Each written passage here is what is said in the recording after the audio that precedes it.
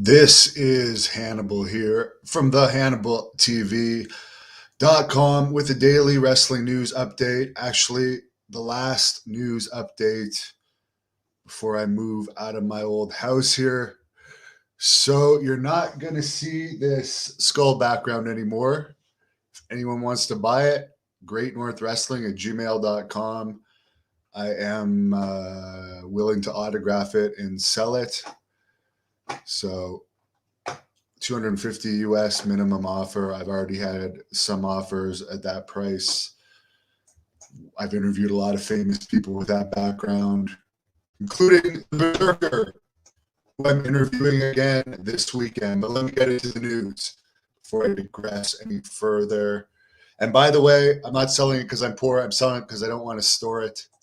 This is my new view of my nice, beautiful new apartment that I've been moving into the past few days. So Mick Foley was false advertised for an event, and someone was saying he was booked December 11th somewhere else, and he clarified it on social media. He says my real booking is December 11th in Irving, Texas, for world-class pro wrestling, where you can also see the Blood Hunter against Carlito, Jenny Santana's debut, Jacob Fatu, Fuego del Sol, Charlie Haas, and a hell of a lot more. Tickets as low as $10, and there will be autograph opportunities. So I highly suggest people go and don't miss out. World-class pro wrestling, Christmas, Star Wars. Jake Hager has said that his potential grappling match against John Jones for Fury Grappling Championships, quote, well, I don't know what's going on because I'm training. I'm ready. As far as I know, it's on, end quote. So apparently he's having a grappling match against John Jones, the amazing UFC fighter who's been fighting with UFC related to money for the past several years. It's really a no-lose situation for Hager because Jones is really famous. No one would really expect Hager to win, and he will get more famous out of it. For instance, John Jones didn't even know that Hager wrestled, or Jack Swagger. He didn't even know he wrestled for AEW. He had tweeted over the weekend that he was going to be wrestling a former WWE or a WWE wrestler, and then Hager corrected him. But the fact of the matter is, a lot of people still don't know what AEW is. I've said this a million times. If I walked down the street and asked 50 people what AEW is, very few would know. WWE is still the brand that people know about. AEW isn't that mainstream yet. I'm not taking anything away from them. I'm just stating a fact. Thursday's Impact got its lowest number ever, 0.01. The lowest number it's ever done on Access TV. I actually had a friend that watched 20 minutes of it, and they hadn't seen it for a while, and they said that it was the worst wrestling show they had seen in a very long time. Horrible attempts at comedy and terrible acting. I think that's an awful company. Impact is definitely a brutal company. The only reason they're in business is because Access TV owns them. I don't know if they've ever had a year of profitability. Dave Draper, the legendary bodybuilder, passed away, and Billy Graham posted something about it. He said, of course, Billy knew Dave, as you can see in these two pictures. He says, quote, hi, fans. One of my close friends has left this world today, November 30th, 2021, an icon in bodybuilding and very simple, humble, yet intelligent man. He had a huge influence on my life. In this photo of us sitting on his front porch, you can see that he is barefoot, and I just have on flip-flops. He's wearing a Thor Beck's gym t-shirt that I had given him. His dog walking by us. This is real, folks. No designer clothes here.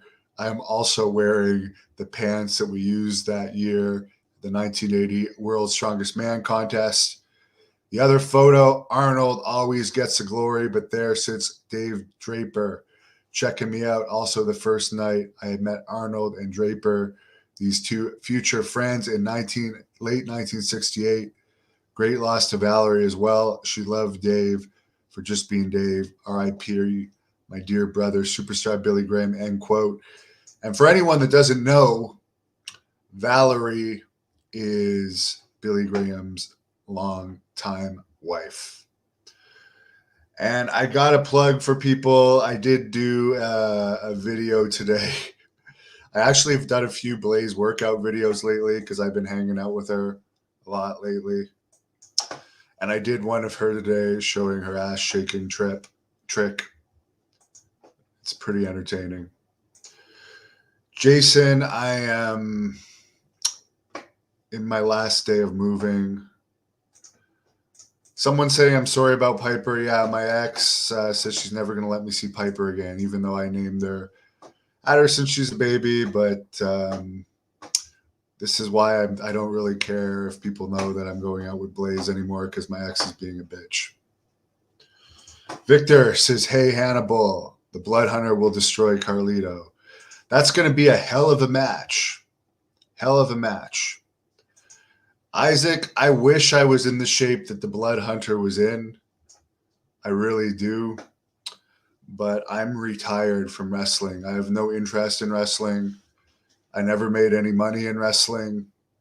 I'm way better as a reporter.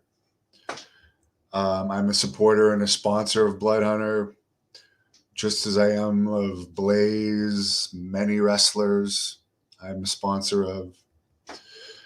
And yeah.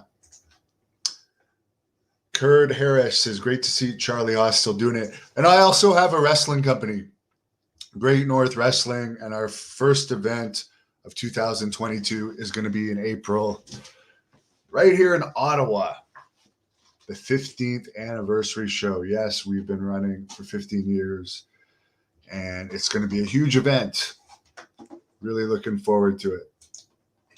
Dan says Jones is a bad man, and he thinks Hager is going to get hurt badly. Carlos is SWE working with World Class. SWE itself is no longer running events, to my knowledge. The connection with SWE and World Class is they now have a lot of the SWE wrestlers in World Class, and they now have some SWE office personnel working in the World Class office.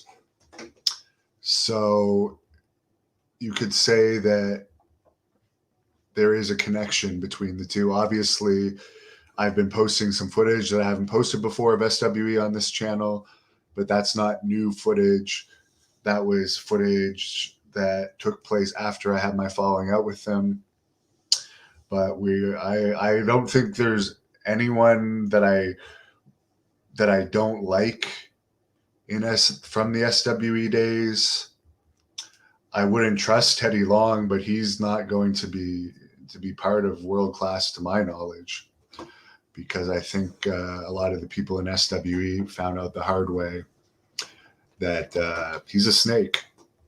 He certainly wasn't honest with me, and apparently he lied to them. He didn't tell the office people that he told me to go back to Canada when he was the booker. He told them that I left on my own, which I did not do.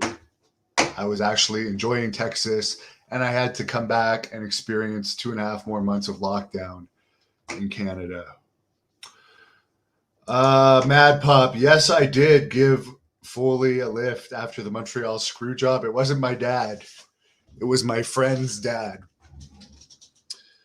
And yeah, I have never actually talked to him since then. And yes, I am going to ask him about that. I definitely am.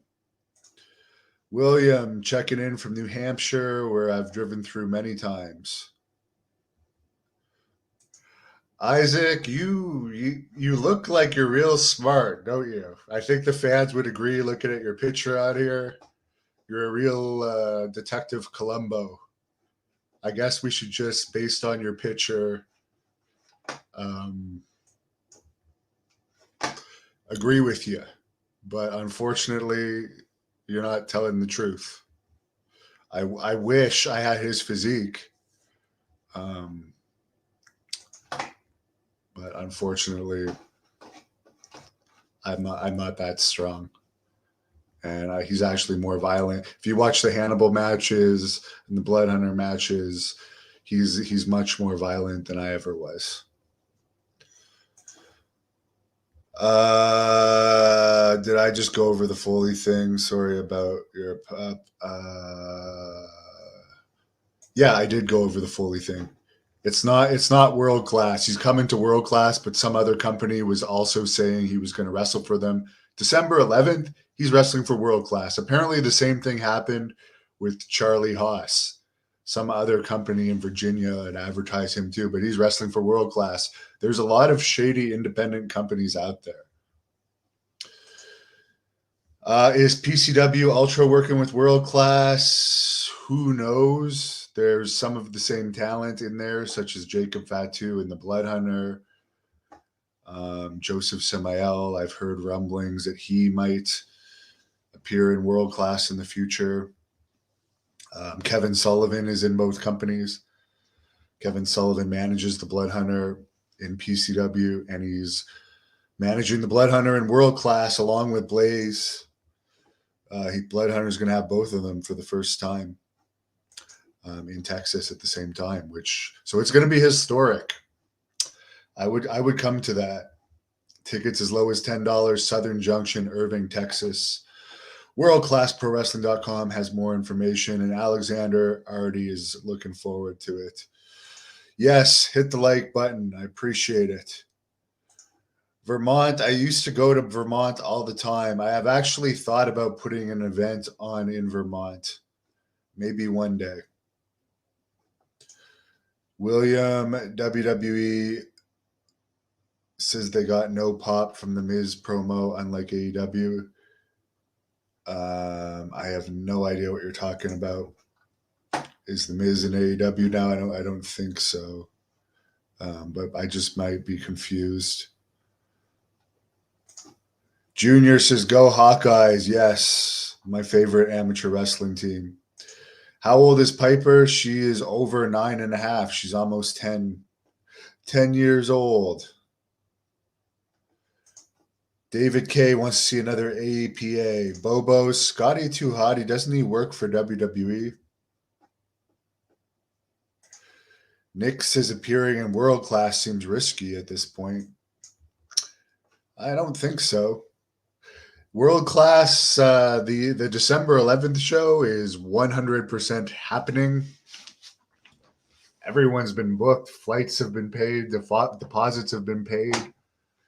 They do have they have one streaming sponsor and other sponsors, such as myself. I have some investment into them, so that's 100% happening.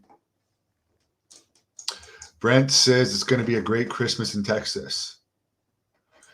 Mixed partial farts. Yeah, I saw the CM Punk MJF promo, and I thought it was the most boring part of Dynamite last week. I'm not into boring promos. I never remember Hulk Hogan in the 80s and Macho Man standing in the ring together for over 20 minutes, just babbling back and forth. I know the smart marks love it, but honestly, that was putting me to sleep. And yeah, I wasn't interested.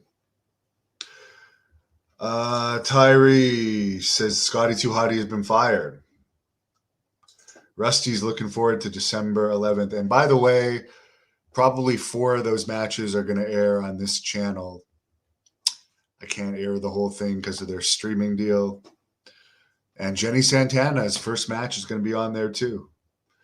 Williams clarifying this. Edge and Miz had a promo mentioned on AEW when Punk called MJF less famous than Miz. Well, I got nothing against MJF, but he is less famous than Miz. He's not even close to the fame of Miz. Miz's TV show, which I've never seen, but I follow the ratings, it had higher ratings than NXT most of the time. Miz has been on Dancing with the Stars. Miz has been on MTV. Miz has been WWE champion several times. And I respect Miz, but I'm not necessarily a fan of his. But I can say this neutrally: there's no even comparison. Miz's fame to MJF's fame. Will MJF become more famous as time goes on? Yes. Long story short, tips me $2. And he says, we would love to get the cereal bowl during Brother Love. Well, Brother Love, I actually liked the Brother Love show because it was like, I don't know if they ever even went 5 minutes, and it was a gimmick. Brother Love would come out, and it was a cool thing at the time as a kid. I remember in the schoolyard, people would imitate Brother Love. The Brother Love show was popular. Piper's Pit was really good. Piper's Pit, I think, is the best interview segment of all time. The Funeral Parlor, I even liked. Jesse Ventura had the Body Shop. That was a bit before my time. But I would say Piper's Pit was the best. And the Funeral Parlor was second best. Or it's not Funeral Parlor, sorry, God. Brother Love show was second best of all time for the promo segments. And then a long way further down than that was the Funeral Parlor. Right at the very, very top is Piper's Pit.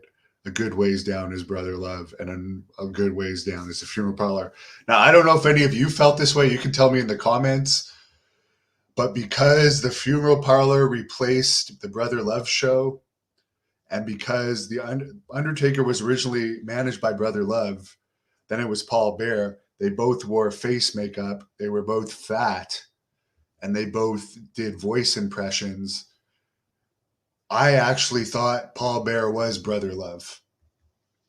And I know a lot of other people did think that at the time because there was no internet. But a lot of people thought that Brother Love had just become Paul Bearer. Yes, Jake had the snake pit. Robert and William bring that up. That one, again, was before my time. The only thing I remember from the snake pit was, of course, the legendary thing with Andre and Hogan when Andre ripped off his cross and the honky tonk man hitting Jake with the guitar. Those are two legendary moments. But all of these talk shows were like 3, 4, 5 minutes long. I've seen some Piper's Pits that were like 2 minutes long. It's not 20 plus minutes of two people. Let's face it, we all know wrestling's fake. We all know they're not actually hating each other and they're just talking back and forth. I don't know. It's boring. I mean, and I'm not hating on CM Punk. I actually liked his match on Dynamite. I put over Dynamite overall last week. I don't have time to watch it this week, but I will do more reviews. I just found that promo boring. Alexander, I really don't know if you're going to see the Blood Hunter do the casket match. You'd have to ask promotion that he wrestles for. Since I help run Great North Wrestling, I don't think you'll see it in Great North Wrestling. But who knows?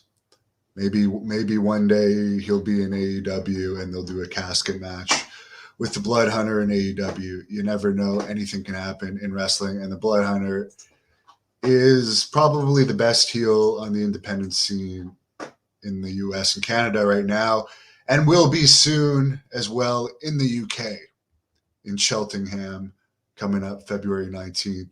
He's actually supposed to have 2 matches on this card, one against this former NXT star.